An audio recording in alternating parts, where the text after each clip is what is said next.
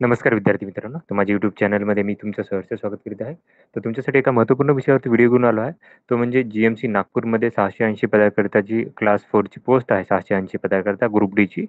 तर त्याची तुम्हाला मी माहिती सांगणार आहे, की याची पोस्टिंग कुठे होते विद्यार्थ्यांची, कामाचे स्वरूप कसं असणार आहे, काय असणार आहे, इन हँड सॅलरी किती असणार आहे, याची तुम्हाला माहिती सांगणार आहे. त्यामुळे व्हिडिओ शेवटपर्यंत पहा आणि माझ्या चॅनलवरती नवीन असाल तर प्लीज चॅनलला सबस्क्राईब करा. आता हे जर बघायचं असेल तुम्हाला, तर सगळ्यात पहिलं तुम्हाला काय करावं लागतं, की याची जाहिरात तुम्हाला माहिती पाहिजे. आता जाहिरात जर बघितली आपण ही, तर मी तुम्हाला काय करतो, की जाहिरात दाखवतो.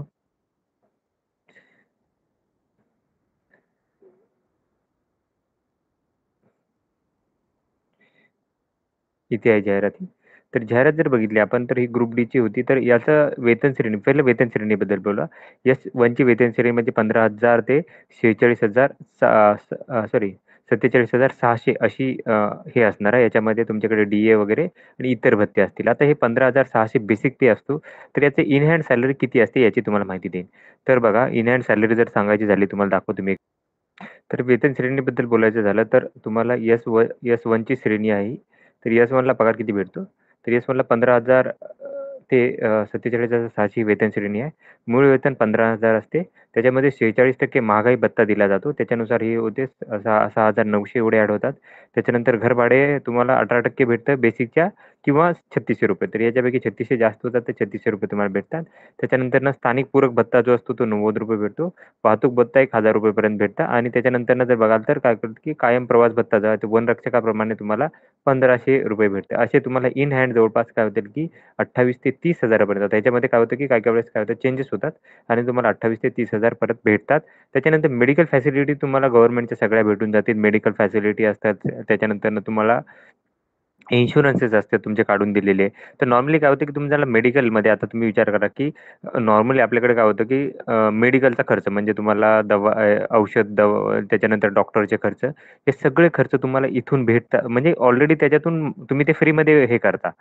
त्याच्यामुळे तो खर्च आपण पकडत नाही. नॉर्मली काय होतं, की जर दुसरीकडे जॉब कराल तुम्ही, तर तो खर्च तुम्हाला काय करायला लागेल, तुमच्या खिशातून टाकायला लागेल. म्हणजे तुमच्या पगारात जर 30,000 पगार येते, त्याच्यातून तुम्हाला खर्च टाकायला लागेल. कुठं हॉस्पिटलला दाखवायला लागेल, डॉक्टरला दाखवायला लागेल, कुठले स्कॅन्स असतील तुम्हाला वेगवेगळे ते असतील. तर याच्यामध्ये काय होतं, की तुमचे सगळे जे खर्च आहेत ते तुम्हाला इथूनच होतात. म्हणजे तुम्हाला काय होतात, की फ्रीमध्ये होतात.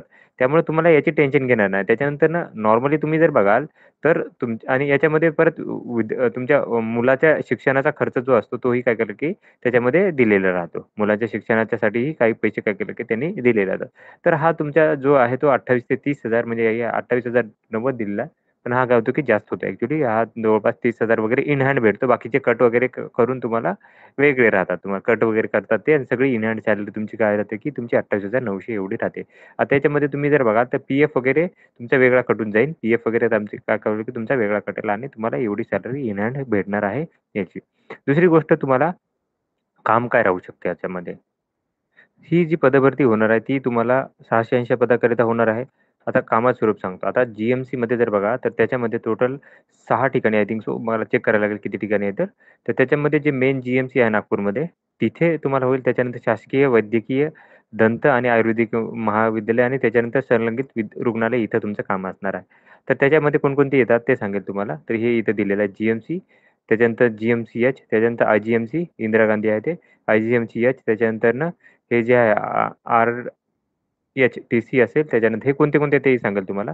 तर बघा इथे दिलेलं आहे शासकीय वैद्यकीय महाविद्यालय जे मेन आहे. त्याच्यानंतरनं शासकीय वैद्यकीय महाविद्यालय आणि रुग्णालय इथं असतील. त्याच्यानंतरनं इंदिरा गांधी शासकीय वैद्यकीय महाविद्यालय नागपूर इथे असेल. त्याच्यानंतरनं इंदिरा गांधी शासकीय वैद्यकीय महाविद्यालय आणि रुग्णालय हे असणार आहे. म्हणजे हे वैद्यकीय महाविद्यालय आहे वेगळं आणि रुग्णालय वेगळं आहे. त्याच्यानंतरनं ग्रामीण आरोग्य प्रशिक्षण केंद्र सावनेर इथे असेल. त्याच्यानंतर शासकीय दंत महाविद्यालय नागपूर, रुग्णालय आहे नागपूर. त्याच्यानंतरनं शासकीय वैद्यकीय महाविद्यालय आणि अति विशेषोपचार रुग्णालय नागपूर आणि शासकीय आयुर्वेदिक महाविद्यालय नागपूर, तसेच शासकीय आयुर्वेदिक रुग्णालय. आता हे महाविद्यालय आणि रुग्णालय. तर हे अशा टोटल 9 ठिकाणी तुमच्यावर काय होणार, की ड्युटी भेटेल. कोणाला विद्यार्थ्याला वेगवेगळ्या ठिकाणी काय करेल, की ड्युटी भेटणार आहे. आता हे डिपेंड करतं हे काय करतं, की जी तुम्हाला तुम्हाला विचारत नाही, की कुठे तुम्हाला पाहिजे. हे काय करतात, की डायरेक्टली विद्यार्थ्यांना सिलेक्ट करतात. काही विद्यार्थी इथे टाकतील, काही विद्यार्थी इथे टाकतील. आता कुठे-कुठे, कशी-कशी व्हॅकन्सी आहे बघा.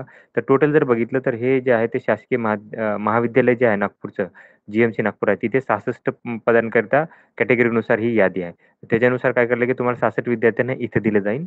त्याच्यानंतरनं दुसरं जे आहे ते आहे शासकीय वैद्यकीय महाविद्यालय आणि रुग्णालय याच्यामध्ये जर बघाल तुम्हाला तर आहे ते 344 पदं आहेत. तर इथं तुम्हाला 344 पदं काय केलं की इथं दिली जातात. त्याच्यानंतरनं तिसरं जे आहे ते आहे शासनाच्या शासकीय वैद्यकीय महाविद्यालय आणि अतिविशेष 4 रुग्णालय इथं तुम्हाला 19 पदं दिली जाणार आहेत.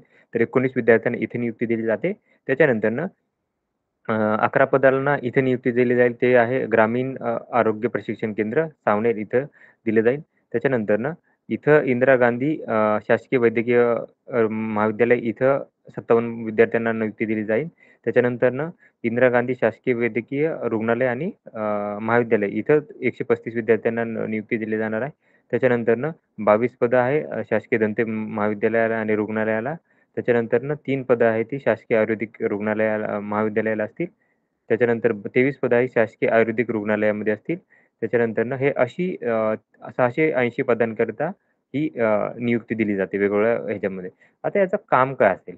सगळ्यात पहिले जर बघितलं तुम्ही तर हे जे आहे ते ग्रुप डी आहे. ग्रुप डीचे पोस्ट आहे.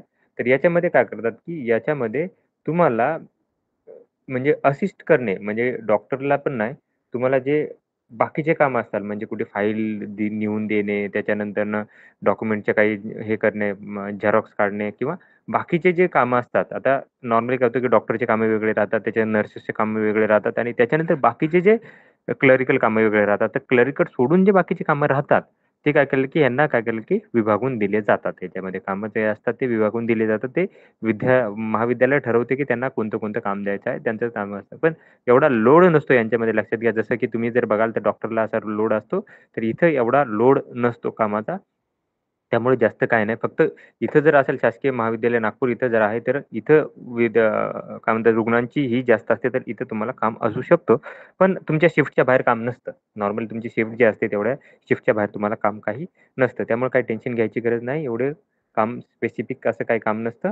त्यामुळे काही लोड घ्यायची गरज नाही. तर ही माहिती होती. तर अशाच महत्त्वपूर्ण माहितीसाठी माझ्या चॅनलला सबस्क्राईब करा, व्हिडिओ लाईक करा आणि माहिती मित्रांसोबत शेअर करा. धन्यवाद.